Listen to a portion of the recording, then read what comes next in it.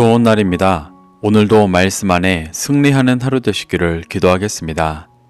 오늘 생명의 산 본문은 민수기 5장 1절부터 10절입니다.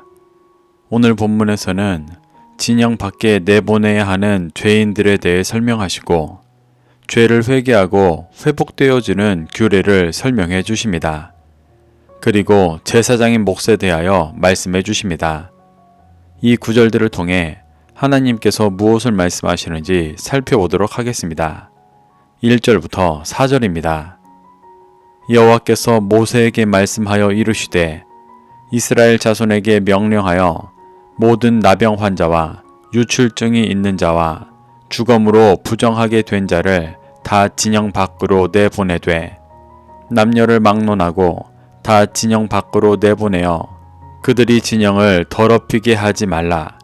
내가 그 진영 가운데에 거하느니라 하시매 이스라엘 자손이 그같이 행하여 그들을 진영 밖으로 내보냈으니 곧 여호와께서 모세에게 이르신 대로 이스라엘 자손이 행하였더라. 하나님은 모세에게 모든 나병 환자와 유출증이 있는 자와 주검으로 부정하게 된 자들을 다 진영 밖으로 내보내라고 말씀하십니다. 3절에서 이들을 내보내시는 이유를 하나님께서 가운데 거하시는 거룩한 제사장 나라의 진영을 더럽히게 하기 때문이라고 말씀하고 계십니다. 이스라엘은 제사장 나라로서 철저하게 거룩해야 했기 때문에 거룩하지 못한 것들을 제하시고 정결하게 하시는 것입니다. 이것은 단지 구약의 개념만이 아니라 신약에서도 이어지는 개념이었습니다. 바울은 고린도전서 3장 17절에서 하나님의 거룩한 성전인 자신을 더럽히면 하나님께서 멸하신다고 말하고 있습니다. 하나님께서 임재하시고 회복시키셔서 온전한 구원으로 인도하시는 제사장 나라는 거룩해야 했기 때문에 죄를 철저하게 멸하시는 것입니다. 나병 환자와 유출증이 있는 자와 주검으로 부정하게 된 자들은 특정한 병을 말한다기보다 죄 가운데 있는 중심을 보여주는 것입니다. 여기서 말하는 나병은 현대의 한센병과는 다른 광범위한 피부 질환을 말합니다. 이 질병의 특징은 피부가 하얗게 피어나는 병인데 이 모습은 신약에서 말하는 회칠한 것과 같은 모습입니다. 그래서 이는 말씀을 표면적으로 듣고 문자로 행하는 외식하는 모습을 상징하는 것입니다. 하나님은 물리적으로 피부병이 있는 자들을 미워하시며 진 밖으로 내보내시는 것이 아니라 외식하는 자들을 내보내시는 것입니다. 또 여기서 말하는 유출병은 몸에서 비정상적으로 액체가 흘러나오는 상태로 주로 피가 하혈하는 것을 말합니다. 레위기 17장 14절에서는 피가 생명과 일체라고 말합니다. 그래서 비정상적으로 피를 흘린다는 것은 생명을 잃어버리는 것을 의미합니다. 이 생명은 단지 육신의 생명만이 아니라 영의 생명을 말합니다. 하나님께서 이스라엘을 출애굽시키시고 시내산에서 율법을 주시며 언약을 맺고 새로운 피조물로 새 생명을 주셨는데 육신의 정욕과 세상의 헛된 것을 쫓아 그 생명을 땅에 떨어뜨리고 있는 모습을 유출병이라고 표현하고 있는 것입니다. 이러한 자들은 거룩해야 할 제사장 나라 공동체에 함께 할 수 없었기 때문에 내보내시는 것입니다. 마지막으로 주검으로 부정하게 된 자는 시체를 만져 부정하게 된 자를 말합니다. 이는 사망이라는 이 땅의 구조에 속해 있는 모습을 말합니다. 예수님은 마태복음 8장 22절에서 죽은 자들에게 죽은 자들을 장사하게 하고 너는 나를 따르라고 말씀하셨었습니다. 여기서 죽은 자가 실제로 죽은 자를 말하는 것이 아니라 사망이라는 이 땅의 구조에 속해 영적으로 죽어 있는 자들을 말하는 것입니다. 주검으로 부정하게 된 자 역시 이 땅의 구조에 속해 영적으로 죽어 있는 자를 말합니다. 하나님은 이들을 거룩한 제사장 나라에서 제해야 한다고 말씀하시는 것입니다. 5절부터 8절입니다. 여호와께서 모세에게 말씀하여 이르시되 이스라엘 자손에게 이르라. 남자나 여자나 사람들이 범하는 죄를 범하여 여호와께 거역함으로 죄를 지으면 그 지은 죄를 자복하고 그 죄값을 온전히 갚되 5분의 1을 더하여 그가 죄를 지었던 그 사람에게 돌려줄 것이요. 만일 죄값을 받을 만한 친척이 없으면 그 죄값을 여호와께 드려 제사장에게로 돌릴 것이니 이는 그를 위하여 속죄할 속죄의 순양과 함께 돌릴 것이니라. 하나님께서 죄인을 진영 밖으로 내보내시는 이유는 그들을 미워하셔서 심판하시기 위하심이 아니었습니다. 하나님은 죄인을 진영 밖으로 쫓아내는 것으로 끝내지 않으시고 그들이 진영 밖에서 죄를 깨닫고 회개하여 돌아올 수 있도록 인도하시는 것입니다. 그래서 죄를 범한 자들이 회복되어지는 방법을 보여주십니다.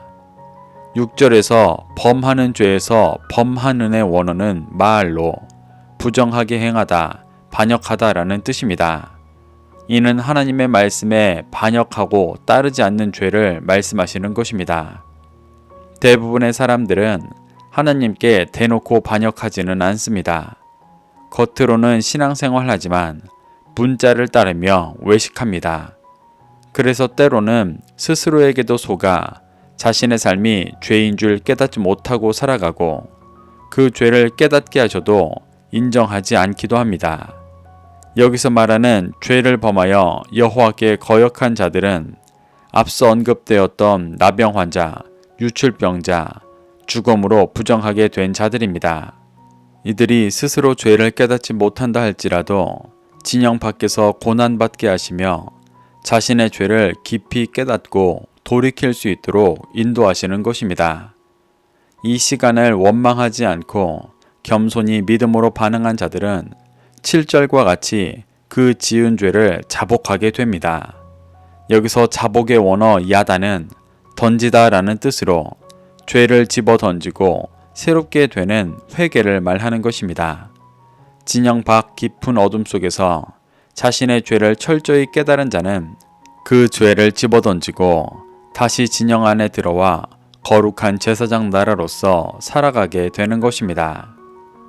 그래서 하나님은 지은 죄를 자복하고 회개한 자들에게는 5분의 1을 더하여 죄의 값을 온전히 갚으라고 말씀하십니다. 5분의 1을 더한다는 개념은 레위기에서 잘 설명되어지고 있습니다. 레위기 27장 13절을 보면 부정한 재물을 준비해 그 재물을 물러야 할 때 그 재물값에 5분의 1을 더해야 한다고 기록하고 있습니다. 여기서 말하는 5분의 1은 하나님의 말씀에 온전히 반응하여 드리지 못한 죄에 대해 속량을 받은 대가로 지불하는 것을 말합니다. 이렇게 말씀에 순종하지 못하고 범죄한 것에 대해 깊이 깨닫고 그 속량함의 대가를 치러야 죄가 온전히 사하여지는 것입니다. 오늘 본문에서도 진정으로 회개한 자들은 그 속량함의 대가를 치르며 다시 진영 안에 들어올 수 있도록 죄사함을 받아야 한다고 말씀하시는 것입니다. 하나님은 그 속량함의 대가를 사람에게 줄 수 없는 상황이라도 그 죄값을 여호와께 드려 반드시 치러야 죄사함을 받는다고 말씀하고 계십니다. 9절부터 10절입니다.